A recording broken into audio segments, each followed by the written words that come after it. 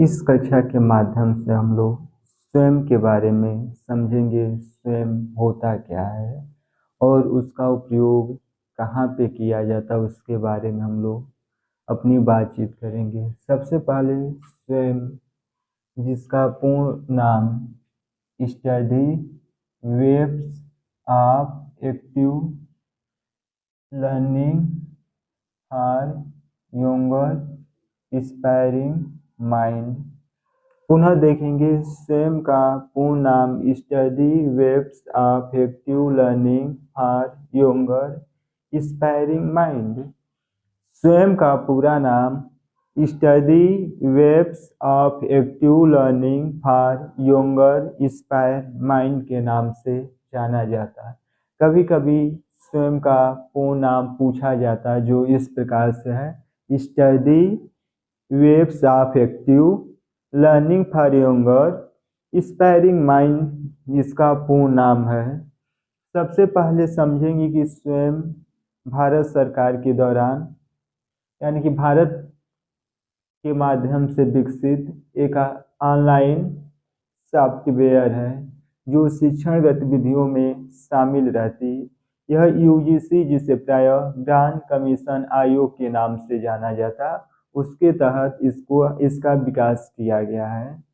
इसकी प्रमुख विशेषता यह है कि जो भी स्वयं प्रभा पे मुख्य रूप से जो भी सामग्री है उसे 4 कोऑर्डिनेट के रूप में, कोऑर्डिनेट का अर्थ है कि 4 चतुर्थांश के रूप में उस पर अपलोड किया जाता है, या 4 चतुर्थांश के रूप में उसको विकसित किया गया है, जो इस प्रकार से है। पहले कोऑर्डिनेट को ट्यूटोरियल के नाम से जाना जाता।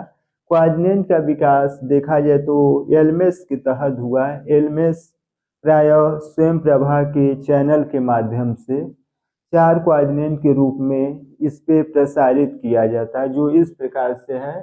पहले कोऑर्डिनेट को ट्यूटोरियल, दूसरे कोऑर्डिनेट को ई कॉन्टेक्स्ट, तीसरे कोऑर्डिनेट को वेब रिसोर्स और चौथे आखिरी कोऑर्डिनेट को सेल्फ असाइनमेंट के नाम से जाना जाता है।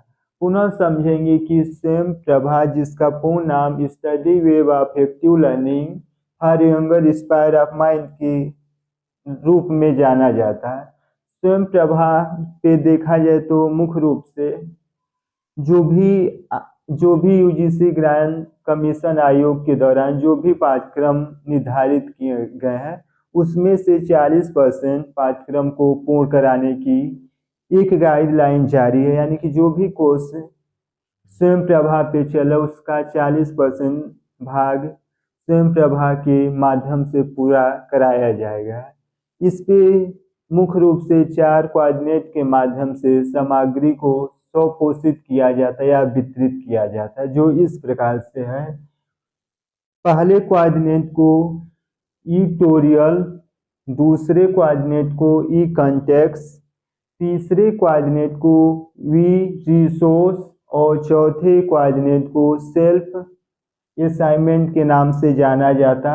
यह 40% कोर्स को कवर करता है। स्वयं प्रभा के जो पाठ्यक्रम है, पाठ्यक्रमों का निर्धारण सप्ताह में जो भी वीडियो अपलोड हो रही और उसके घंटों के माध्यम से पाठकों का वर्गीकृत किया जाता है। यानी कि जो भी कुछ अपलोड हो रहा है, कितने सप्ताह में हो रहा है और कितने घंटा का हो रहा है, उसके तहत इसका निर्धारित किया जाता है।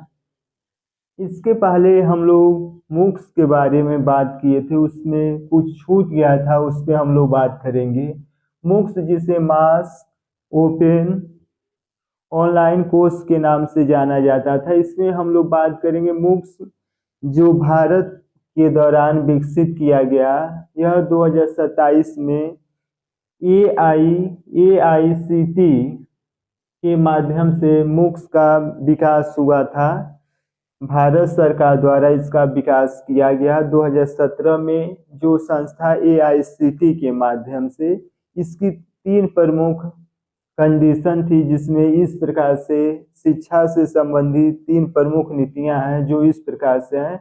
सबको शिक्षा पहुंचा जा सके, यानी शिक्षा को सबके तहत पहुंचाया जा सके।